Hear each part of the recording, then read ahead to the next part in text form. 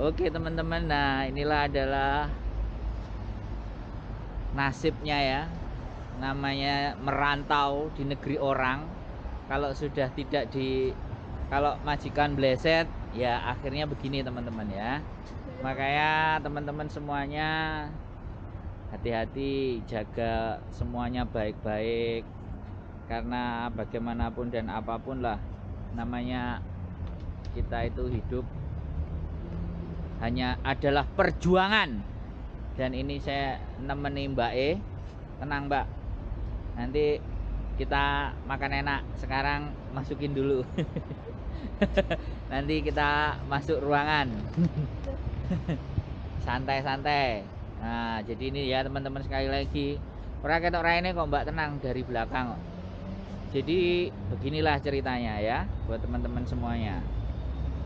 Ini balik ke saya. Nah jadi sekali lagi apa ya, ini menunjukkan fakta bahwa masih banyak teman-teman kita itu yang ibaratnya tidak mengalami nasib yang baik, tidak mengalami hal-hal yang indah seperti di foto profil, ya kan Mbak?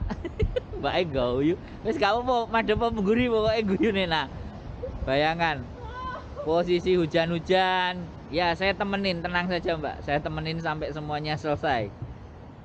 Jadi ini, nah ini nanti saya juga laporan sama Mbak Bojo. Nah ini loh yang dibantu wonge. Wis, perjuangan belum berhenti Mbak, tenang saja, semuanya masih bisa terjadi baik-baik saja, nggak usah khawatir. Jadi ini ya sekali lagi cuplikan potret dari teman-teman kita yang berjuang. Mudah-mudahan teman-teman itu bernasib baik dan bisa menyelesaikan segala bentuk urusannya dan baik. Oke, cukup aja, gak usah panjang-panjang, nanti mbaknya jadi tenar dan artis, bahaya. Jadi yang jadi artis saya saja, jangan mbaknya. Nanti kalau mbaknya yang jadi artis jadinya terkenal, bahaya. Oke, itu saja ya laporan kami dari Samteng. Kita lagi posisi di Samteng ya, wong ganteng sak donya. Moga-moga semuanya sehat, dingin-dingin, jangan lupa jaga sehat, baju yang tebal yang cukup, jangan sampai kedinginan. Suhu dan cuaca sangat tidak bersahabat.